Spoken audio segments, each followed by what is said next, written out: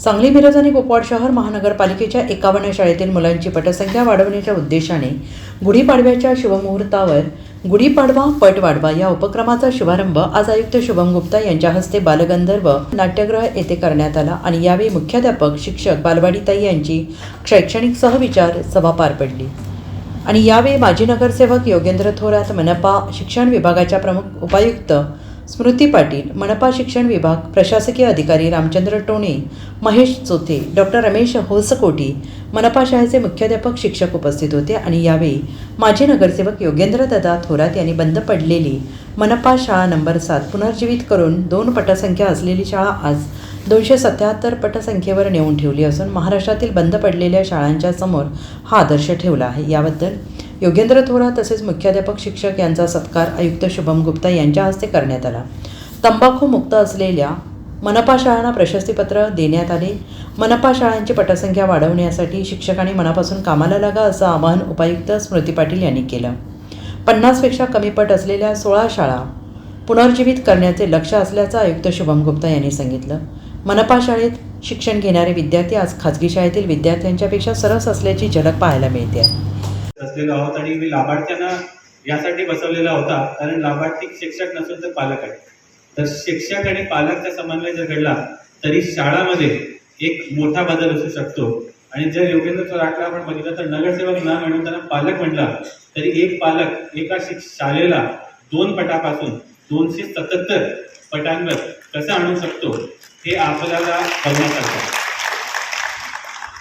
बोलत असताना त्याच्या डोळ्यात पाणी होता आणि त्याचे कारण असं की जेव्हा माणूस परिश्रम करतो तेव्हा त्यांना माहीत नसते की कदाचित हे परिश्रम घेतल्यानंतर काय मिळणार. आणि कधी कधी असा होतो की विचार करण्यापेक्षा जास्त परिश्रमचा परिणाम आपल्याला मिळतो. मला वाटतं थोराट साहेबांसोबत असंच झालंय की त्यांनी कधी विचार पण केला नव्हता की या शाळेमध्ये 277 मुलं येऊ शकतात. आणि ते आल्यानंतर त्यांनी जे सगळे परिश्रम केला त्याचा खूप चांगला प्रतिसाद त्यांना मिळालेला आहे. पण मला वाटतं की जे थोराट साहेबांना आपण त्याची शाबासकीची थाप देत असो तरी शिक्षक आणि मुख्याध्यापक त्यांनाही खूप महत्त्वाची भूमिका याच्यामध्ये बजावलेली आहे. थोराट साहेबांसोबत सगळे शिक्षक प्रत्येक वेळी पालकांना भेटायला जायचं, त्यांना समजून सांगायचं की तुम्ही आमच्याकडे पाठवा, आमच्यावर विश्वास ठेवा. आणि सातत्याने प्रत्येक वर्षी जेव्हा पालकांना लक्षात आलं की इथे मुलं गेल्यानंतर त्याचं नुकसान होत नाही, त्याच्या ज्ञानामध्ये काहीतरी वाढ होत आहे, त्यामुळे वारंवार त्या शाळेच्या पटामध्ये वाढ झालेली आहे. मला वाटतं यावर्षी त्यांनी टार्गेट 400चा ठेवलेलं आहे आणि मला खात्री आहे की ते 400चा टार्गेट 100%. आणि जर मी मिरज हायस्कूल सोडला तर बहुतेक सांगली मिरज कुपवाड शहर महानगरपालिकेची पहिली शाळा असेल जिथे 400 मुलांच्या पटसंख्या असणार. मी एवढी वेळ एका शाळेमध्ये यासाठी घालतोय कारण नॉर्मली मी याच्याबद्दल जिल्हा परिषदने होतो तिकडे आमच्याकडे 1000-1500 शाळा असायच्या. तिथे महानगरपालिकामध्ये 51 आहे. तरी पण मी नेहमी शिक्षकाशी जेव्हा बोलतो, शिक्षण अधिकाऱ्यांशी बोलतो किंवा मुख्याध्यापकाशी बोलतो तर नेहमी हेच सांगतात की साहेब शहरी भाग आहे, खाजगी शाळांचा खूप जास्त प्रमाण वाढलेलं आहे आणि इंग्रजी मीडियमची शाळांना खूप जास्त प्राधान्य पालकाकडनं आहे. तरी हे सगळं गृहीत धरत असताना 2 पासून 277 आपलीही महानगरपालिकेमध्ये झालेलं. तर आपण ज्या कार्यक्रमासाठी इथे जमलेलो आहोत, जे मला वाटतंय उपायुक्त मॅडम त्यांनी खूप मनापासून जे गुढीपाडवा पट वाढवा हे जे कार्यक्रम त्यांनी सुरू करायला लावलाय महानगरपालिकेमध्ये, त्या कार्यक्रमामध्ये आपण सगळ्यांनी यांचं उदाहरण घेऊन जर आपण काम केलं तरी खऱ्या अर्थाने जे आपले जवळजवळ माझी माहितीप्रमाणे जे 20 शाळा बंद पडलेल्या आहेत आणि अजून जे आपले जवळजवळ 16 शाळा आहेत तिथे 50पेक्षा कमी पट आहे, ते दोन्ही प्रकारच्या शाळा आपल्याला पुनर्जीवित करता येतील. आणि सांगली मिरज कुपवाड शहर महानगरपालिकेमध्ये जे पहिल्यांदाच महाराष्ट्राचा एक्झाम्पल उदाहरण घडलेलं आहे जिथे एक शाळा आपण पुनर्जीवित करून दाखवलेली आहे, त्याच प्रकारचे आता सगळ्यांना सगळे डेस्क कळलेले आहे की कुठल्या डेस्कमधून कुठली मान्यता मिळणार आहे. तर त्याप्रमाणे अजून जास्त गतीने आपल्याला पुनर्जीवित करून इतर शाळाही आधी घेता येतील. जो पदभार माझ्याकडे आहे त्या दृष्टिकोनातून तुम्हाला 2 गोष्टी बोलणं माझं पण कर्तव्य आहे, त्यामुळे मी उभी आहे.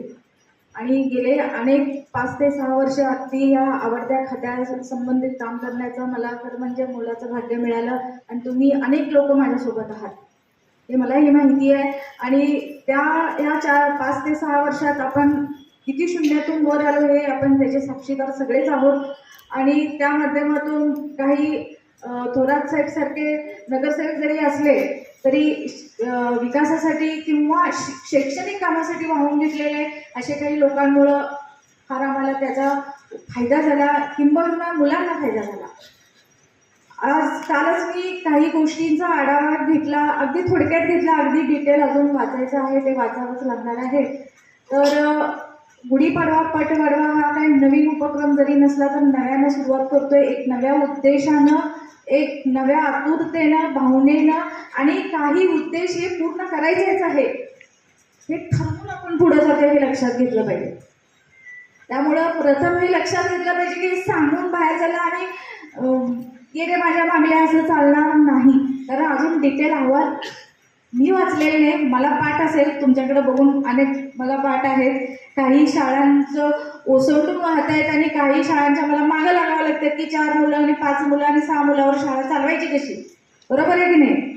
तर त्या लोकांनी समजून घ्यावं मी कुणाला काय बोलते, तर त्याने अगदी मनापासून कामाला लागलं पाहिजे. आणि आपली ही जी शिक्षणाची गंगा ही जी आपल्याला म्हणजे काही पूर्व आपलं काही आहे कर्म म्हणून आपल्याला अशा चांगल्या सेवेत आपण आहोत, तर हे लहान मुलांना आपण तिथं नेणं आणि त्यांचं आयुष्य घडवण्याची ही संधी मिळालेली आहे आणि संधीचं सोनं हे तुम्ही केलं पाहिजे. आज या कार्यक्रमाला उपस्थित असलेले IAS अधिकारी आपल्याला जे लाभलेले आहेत ते या महापालिकेचे आयुक्त आणि प्रशासक. आनंदाची गोष्ट काय आहे, सरांना जेव्हा मी पहिला भेटायला गेलो तेव्हा हेच म्हणलं की आमच्या मुलांपुढे एक आदर्श कुणाला जर ठेवायचं झालं तर असे अधिकारी IAS आम्हाला आज आयुक्त म्हणून मिळाले. आणि तुमच्या या कोर्सचा, अनुभवाचा आणि या ज्ञानाचा उपयोग आमच्या मुलांना होईल हा आम्हाला आनंद आहे. आणि त्या दिवशीपासून आज मी म्हणतोय तसं मॅडम म्हणाल्या योगेंद्र थोरातांनी तपस्या केली, पण तपस्यानं जर देव काय म्हणायचं प्रसन्न झाले नाहीत तर अशी फळं आणि ते वरदान मिळत नाही. मी आयुक्त साहेबांचं खूप खूप अभिनंदन करीन की मी परवा गेलं त्यांना ही सगळी गोष्ट सांगितली. त्यांनी त्यांचा एक चांगला गुण आहे की ते किती बिझी असले तरी येणाऱ्या प्रत्येक व्यक्तीला थांबवतात. तो काय करतोय नक्की, आतापर्यंत जाऊ तिथे वाचू. त्यांना त्यांनी विचारलं बारकाईनं की मुलांच्या पासून गोष्ट आली पाहिजे की निरीक्षण क्षमता आणि उत्सुकता, ह्याच्यातनंच तुम्ही शिकत जाणार. मी पण ह्याच्यातनं शिकलोय. Bureau report SBN Marathi, Sangli.